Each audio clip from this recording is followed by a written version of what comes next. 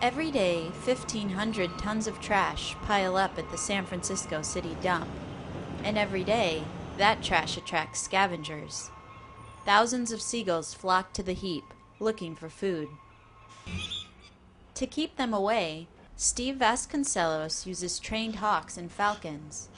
They frighten the scavenger birds without harming them. Since seagulls are prey species and predators themselves, they understand if there's a hawk present that there's a clear and imminent danger.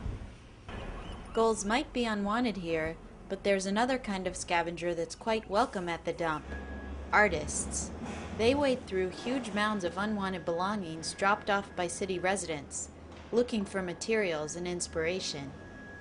I guess I've been really surprised by how many materials I find that are just brand new, and I kind of wrestle with, well, why has this been thrown away? This is perfectly good.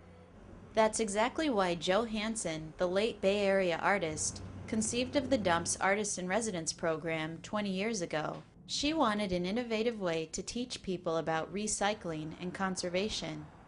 Since 1990, more than 80 artists have completed the residency with Recology, the city's solid waste provider. To qualify, you must be a professional artist and a Bay Area resident. A lot of my work is about producing a sort of new thing, a new understanding of a material, but it's often that new understanding is really about sort of redirecting our attention to the things that exist around us all the time. For the artists, seeing things in a new way is essential to the creative process. I found a lot of envelopes and stationery and books that I've ground up and made into paper using window screens that I found in the dump. Britton usually works with paper, using the patterns found in maps as inspiration for her pieces.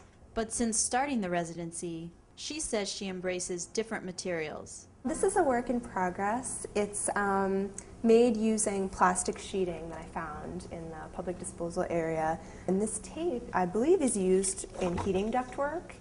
Schultz is mainly using wood in his work. He says rummaging through the piles of stuff makes him feel small, almost like a child again.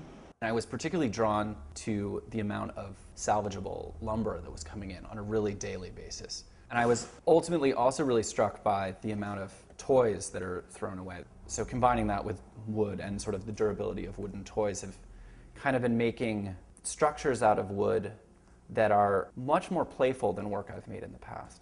The dump even boasts its own sculpture garden, where works of former artists are exhibited. There's also an area where some of the quirkier items people have dumped off are displayed. With hawks chasing seagulls overhead and artists knee-deep in trash, this place is anything but ordinary. Erica Brecke for On Earth magazine.